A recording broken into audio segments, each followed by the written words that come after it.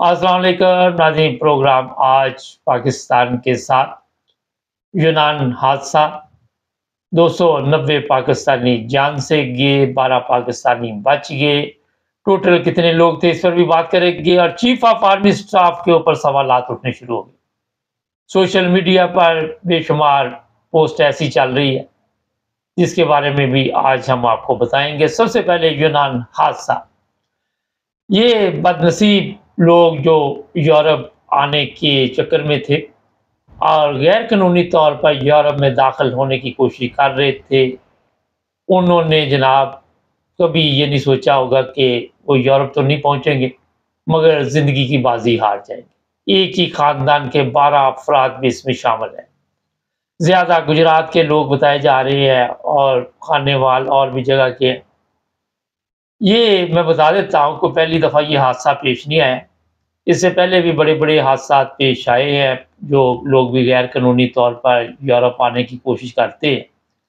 उसकी वजह ये है कि पिछले दिनों हमारे वज़ीर दफ़ा बता रहे थे कि पाकिस्तानियों को एक नाम दिया है पाकिस्तान ने, और जो ज़लालत पाकिस्तानियों के नसीब में लिखी हुई है, वो मेरा हाँ कभी किसी ने ज़िक्र नहीं किया।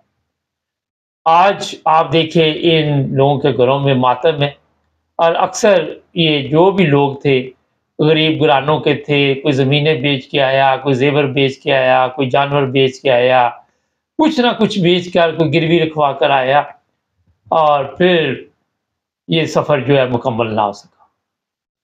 मुझे वैसे ज़ाती तौर पर एक चीज़ की समझ नहीं आती कि इतने हादसात होने के बावजूद हमारे लोग सबक क्यों नहीं सीखते। सवाल तो एक उठता ही है ना कि कोई डर और खौफ इनके दिलों में पैदा नहीं होता। जब देखा गया कि तकरीबन 800 लोग बताए जा रहे हैं और 800 से भी ज़्यादा हो सकते हैं, क्योंकि वहाँ पे किसी ने कोई गिनती नहीं की होती कि कितनी तादाद में ये लोग जो है वो इस शिप में सफ़र कर रहे हैं। अभी तक ये भी पता चला है कि 70-80 लाशें निकाली गई है और डीएनए टेस्ट के ज़रिए फिर वो पता चलेगा कि कौन लोग हैं।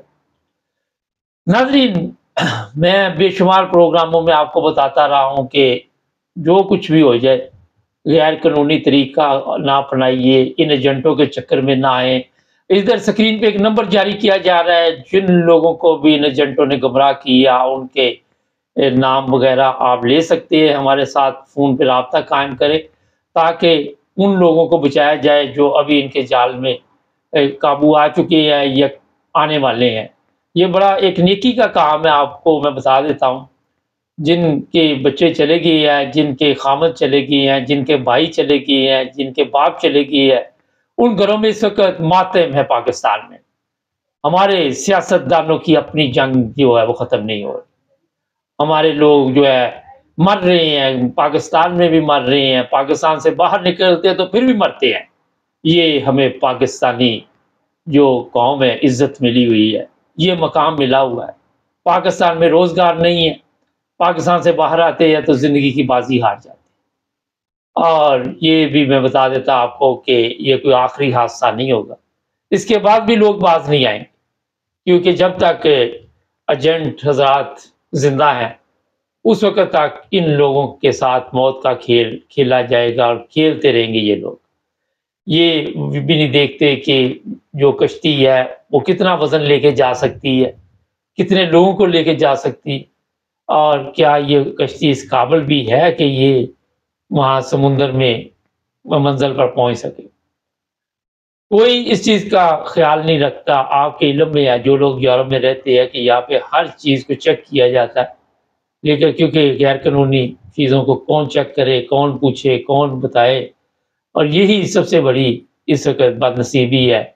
जो भी तारकीन वतन गैर कानूनी तौर पर पाकिस्तान से या दूसरे ममालिक से यहाँ पे पहुँचने की कोशिश करते हैं, कुछ पहुँच जाते हैं, कुछ रास्ते में मर जाते हैं, कुछ को अगवा कर लिया जाता है। अभी भी हमारे पास इत्तला है 6 लोग ऐसे हैं जिनको कहीं पे अगवा किया हुआ है सर्बिया में, और 2 साल से उनका कोई पता नहीं। अब अल्लाह बेहतर जानता है वो किस हाल में है। तुर्की में भी ऐसे वाक़यात पेश आते हैं। इस गुर्बत और अफ़लास की ज़िंदगी से निकलने के लिए लोग अपने मुल्क को छोड़ देते हैं।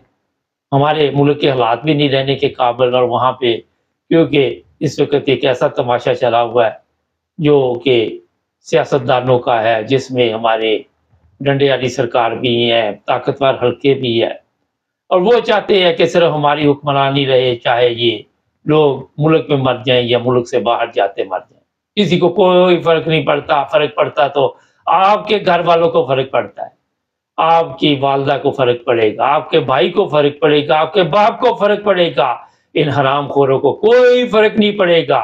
इनकी तरफ से जितने मर्जी लोग दुनिया से चले जाएं, इनके पेट की दोजख जो है वो नहीं भरने वाली। ये तो ऐसी कौम है हमारी पाकिस्तानी कि अपने लोगों का सौदा करती है, उन्हें फरोख्त करती है। आपको पार्लियामेंट में एक से एक बड़ा हरामखोर नजर आएगा, और वो सारा दिन इस पे जंग करते हैं कि ये इक़्तिदार कैसे हमारे हाथ में आए। कभी किसी ने अवाम का नहीं सोचा, कभी किसी ने वहाँ पे रहने वाले लोगों का नहीं सोचा, कभी किसी ने उन बेटियों का नहीं सोचा जो वहाँ पे आज भी बैठी हुई हैं जेलों में, जिनकी ज़मानतें नहीं हो रही, और उनको जिस तरह पकड़ा गया है, जिस तरह उन पे जुल्म हो रहा है, जिस तरह उन पर जिनसी ज़्यादती हो रही है, इंटरनेशनल मीडिया पे पाकिस्तान का एक तमाशा बना हुआ है। आज भी हम उसी दौर में रह रहे हैं जो कि जहालत का दौर था, जो कि आपके इल्म में है। ऐसा दौर भी दुनिया पे आया था जहाँ इंसान जानवरों जैसा सलूक करते थे और खुद भी जानवर थे। आज भी पाकिस्तान में सियासी आप देख ले, डंडे वाली सरकार देख ले, इंसानियत दूर दूर तक उनमें नजर नहीं आती। आपको इंसानियत के लिए ढूंढने के लिए कि कहाँ इंसानियत है, यूरोप का रुख करना पड़ता है, और इंसानियत के बारे में सबसे ज्यादा इस्लाम ने बताया, और हम कहाँ ढूंढते हैं? यूरोप में। कैसा है कि मजाक है हमारे साथ। पाकिस्तान में तमाशा रोज लगता है। अभी सैलाब आ रहा है, अभी तूफान आ रहा है। बदकिस्मती इन हरामखोरों की, वो तूफान नहीं आया, वरना इन फकीरों की फिर मौज हो जानी थी। इन्होंने कटोरे पकड़ के घूमना था पूरी दुनिया में। पूरी दुनिया में ये निकल जाते हैं और फैल जाते हैं। फिर कोई इनको कोई 5 पाउंड दे या ना दे, 5 यूरो दे या ना दे, $5 दे या ना दे, 5 रियाल दे या ना दे, मगर ये हरामखोर कौमी खजाने में जो पैसे पड़े होते हैं वो भी लगा के वापस आ जाते। और ये आज पता चला कि 50 से ज्यादा वजीर खारजा ने दौरे किए और किसी ने एक फोटी कोड़ी भी नहीं दी, और वापस आ गया अरबों रुपए का पाकिस्तान को चूना लगा के। एक गरीब मुल्क के लिए इतना बड़ा चूना इनके लिए मामूली केस है। ये हरामखोरों की औलादें पार्लियामेंट में पहुंच चुकी हैं, और जो लोग इनको सपोर्ट कर रहे हैं, जो इनकी मदद कर रहे हैं, उनके मतलब अब आप अंदाजा लगा ले कि अगर ये हरामखोर है तो जो इनकी मदद कर रहे हैं वो क्या कौन सा नेक काम कर रहे हैं।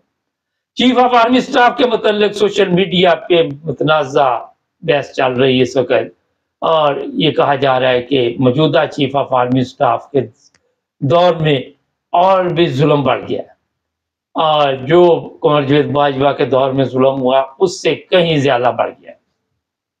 और सबकी नजरें चीफ ऑफ आर्मी स्टाफ पे लगी हुई हैं कि किसी वक्त भी कोई अल्लाह ताला उसके ज़हन में डाल दे कि इंसानों और जानवरों में क्या फ़र्क है। आके इंसानियत का भाषण देने वाले खुद इंसानियत से बहुत दूर जा चुके हैं। रोज़ाना पाकिस्तान की जेलों में जुल्म ऐसा हो रहा है। आज ही मैं शाह महमूद कुरैशी की प्रेस कॉन्फ्रेंस सुन रहा था, कहता मैं जेल में 1 महीना 5 मुकदमा दहशत गर्दी के पता नहीं कौन कौन से मुल्तान में काट दिए, ना मेरे पास मोबाइल फ़ोन, ना मेरे पास अखबार, ना मेरे पास टीवी।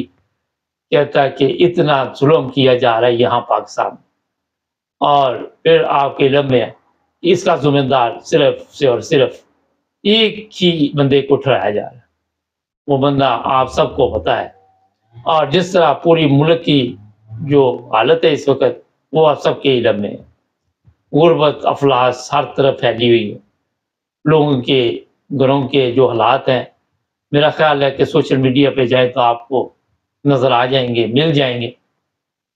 आज बड़ी खुशी मनाई जा रही थी, चाइना ने पता नहीं 1 अरब दे दिया है, फलाने ने इतना दे दिया। कितने दिन आप चलाएंगे, कितने दिन आप ये 1 अरब चलाएंगे?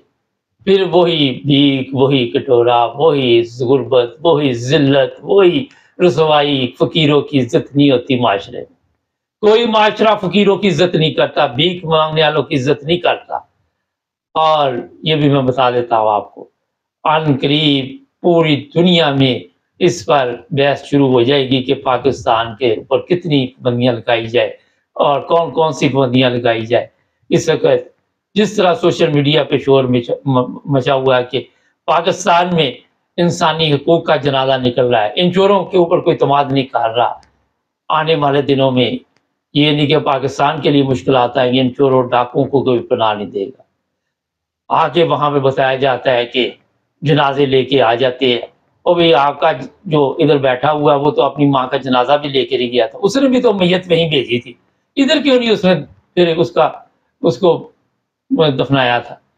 کیونکہ دوسروں پہ باتیں اٹھانی وزیر دفاع صاحب بڑی آسان ہے، لیکن جو آپ کی کرتوتے ہیں، ابھی جی شہباز شریف کو صدر مقرر کر لیا گیا، 18 نون لیگ کے بوڑھے جو ساری زندگی غلامی کرتے رہے، جو آج کل پیپلز پارٹی میں قاہرہ جیسے اور دوسرے لوگ غلامی کر رہے، وہ بھی آہستہ آہستہ ان کا بھی حال دیکھیے گا۔ یہ جو 18 شام اس میں وہ اپنا خانقاہ عباسی اور دوسرے تیسرے جو بھی ہے، ان کو بلایا ہی نہیں گیا، یہ گئے بھی نہیں۔